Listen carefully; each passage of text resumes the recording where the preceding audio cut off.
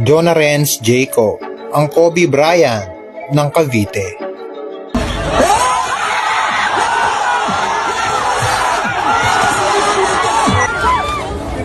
Ito isang 5'10", all-around forward na may solidong guard skills at pamatay na footwork pagdating sa transition.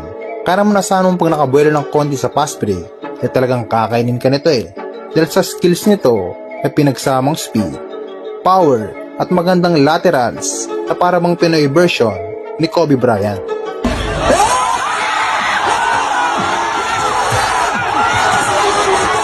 Si Jonah Renz Jacob ay tubong Cavite at nagsimulang umusbong ang karera ni Jonah sa social media mga idol sa around year 2015 na kung saan inakilala sa mga vines o short clips pa lamang noon sa Facebook.